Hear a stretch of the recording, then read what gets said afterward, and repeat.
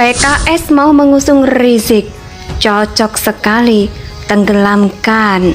Rizik ini sama dengan warga negara lainnya, ya, dan juga hak politik itu adalah bagian dari konsekuensi bahwa kita berdemokrasi. Artinya pilihan itu suatu keniscayaan, proses politik itu suatu keniscayaan dari konsekuensi logis, ya, konsekuensi yang memang harus diambil pada setiap event pemilu kan. Kita bahagia Habib Rizik Syihab keluar. Saya terus terang kaget karena beliau ulama, dan kalau kita lihat konstruksi hukumnya dari 3 itu kan 2 karena ngumpulin massa ya Jis ya, 1 karena kasus Umi itu ya, rumah sakit Umi, dan nggak ada kemaksiatan, nggak ada kezaliman, nggak ada kesalahan kriminal. Terkait posisi politik Habib Rizik Syihab, kita serahkan. Beliau punya kedewasaan, kemandirian, dan pandangan yang kita selalu hormati. PKS sebagai partai politik tentu, apalagi kita partai Islam, sangat menghormati ulama dan akan terus berjuang, tapi kita tetap sadar bahwa nggak ada suara yang nyasar. Bahwa hatinya teman-teman, para ulama, para ustadz, para tokoh agama, hati-hati dalam memilih dukungan politik. Cukup sudah di 2019 menjadi pengalaman penting ketika jagoannya kalah, kemudian bergabung dengan koalisi pemerintah, kemudian dianggap sebagai penumpang gelap itu. Indonesia sejak dulu kala tetap dipuja-puja bangsa. Secara bahasa, kalau belum memutuskan, artinya ada kemungkinan sudah memikirkan ke arah sana, bukan? Sudah ada rencana untuk mengusung Rizik, entah sebagai capres atau cawapres. PKS mengusung Rizik memang tidak mengherankan, karena pada dasarnya PKS ini adalah partai yang tidak berguna dan juga tidak memberikan kontribusi positif untuk politik di Indonesia.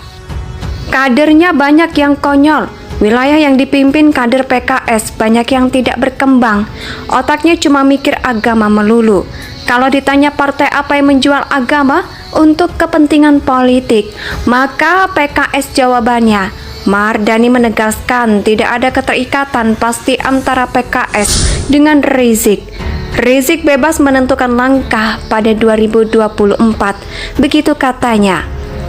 Dari Mardani belum tahu bebasnya Rizik dari penjara akan berdampak pada PKS atau tidak. Akan tetapi secara personel, secara pribadi, hadirnya Habib Rizik membawa keberkahan, katanya lagi. Kalau PKS berniat mendukung Rizik di Pilpres, ya seharusnya kita dukung saja. Bahkan bila perlu kita doakan. Semoga bisa meyakinkan sebagian partai untuk berkoalisi sehingga punya cukup power untuk mengusung Rizik. PKS selalu gurem sehingga tidak bisa mengusung capres sendiri seperti PDIP. Mungkin kalian berpikir Rizik kalau jadi capres pasti akan langsung kalah. Meski belum pemilihan sekalipun benar, Rizik adalah kartu mati. Fisik akan menjadi racun bagi pasangannya. Mungkin kalian berpikir lagi kenapa PKS begitu bodoh melirik orang seperti Rizik. Kalau PKS waras dan pinter nggak mungkin wilayah yang dipimpinnya tidak berkembang. Kenyataannya pemimpin dari partai ini rata-rata nggak becus, mimpi surga melulu sih. Rakyatnya pun mau-mau saja dibodohi dengan janji surga. Lihat saja nih, kota penyangga Jakarta. Pemimpinnya dari PKS, maju nggak ada perkembangannya. Membanggakan itulah gambaran PKS, ideal tinjauan agama, tapi wilayah tidak maju-maju. Bayangkan kalau partai penguasa parlemen saat ini adalah PKS, bisakah kalian bayangkan negara ini akan kemana? Hancur dan berantakan. Agama dinomorsatukan, gak apa-apa. Negara susah, yang penting masuk surga. PKS dulu tidak punya kader yang hebat, makanya mereka mau mengganti Rizik untuk mendulang suara pendukung bodoh yang bisa ditipu pakai janji surga. Ayo PKS, ajaklah partai yang lain untuk mengusung Rizik demi kejayaan Indonesia di masa mendatang. Tapi ini tidak gampang karena siapa yang mau menggandeng Rizik? Prabowo sudah kapok, Anies juga tampaknya mau melepaskan diri dari kelompok Rizik dan kawan-kawan. AHY juga pasti mikir karena sudah pasti bakal kalah telak secara memalukan. Ganjar malah gak akan mau karena dia terkenal keras dengan intoleransi dan radikalisme. Dan kalau menurut Mardhani Alisera, semua keputusan ada di tangan Rizik. Memangnya Rizik tidak pernah ngecas, sudah pernah dipenjara berkali-kali, tapi masih tidak sadar diri mau ikut pilpres. Ya, akhirnya juga punya kesaktian yang dielu-elukan pendukung super bodoh. Katanya juga tamu istimewa Rizik, lantas jadi besar kepala dan merasa pantas ikut pilpres. Ya mungkin Anda harus bercermin dulu, kalaupun misalnya ngotot mau ikut pilpres, duet saja dengan Novel Bamukmin. Novel lo jadi cawapresnya. Bahkan sesumbar bahkan akan didukung oleh jutaan umat PA212. Rizik katanya pasti didukung lebih banyak orang lagi. Kalau dia gabung, akan menjadi duet mematikan dan disegani di Indonesia dong. Bahkan akan sangat menggemparkan dunia media asing. Pasti akan ikut meliput karena terheran-heran. Fenomena ini dipastikan lebih heboh dibandingkan dengan Citayam Fashion Weeks. Berharap Rizik karena jaminan box office dan pasti sangat menghibur. Apalagi ikut pemilu sambil menonton lawak dan tertawa lepas. Kalau tersangkut status narapidana, bikin pengacor yang saja untuk dua orang ini. Dan memang tidak dapat dipungkiri, niat PKS itu selalu membawa suara umat secara baik, harus menjaga. Jangan sampai demokrasi kembali terambil oleh demokrasi jalanan.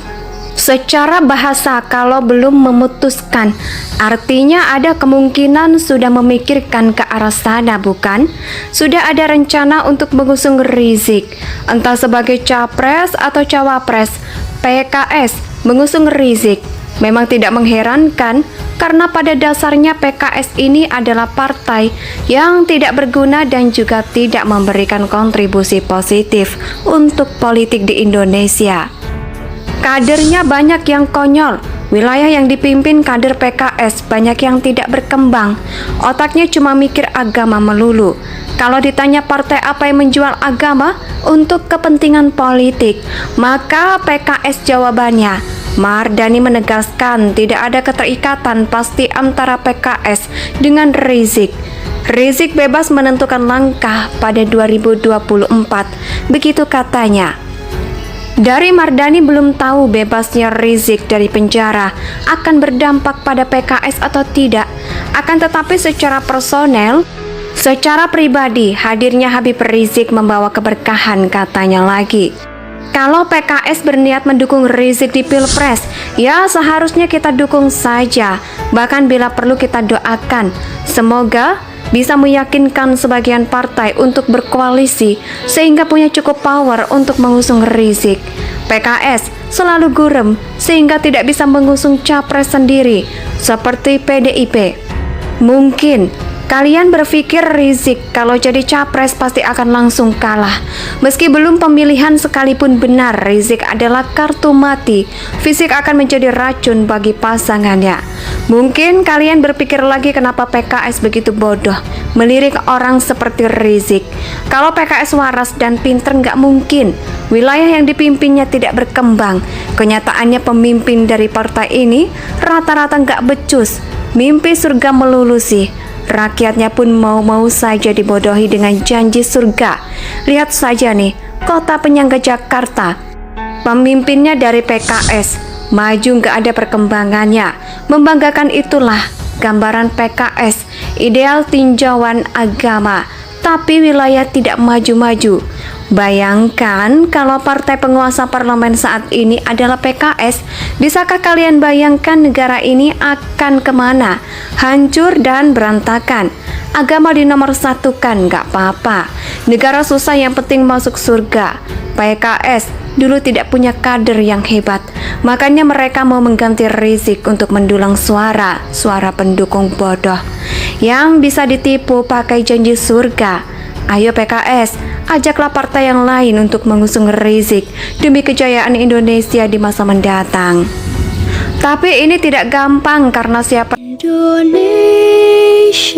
tanah air beta Pusaka abadi nan jaya.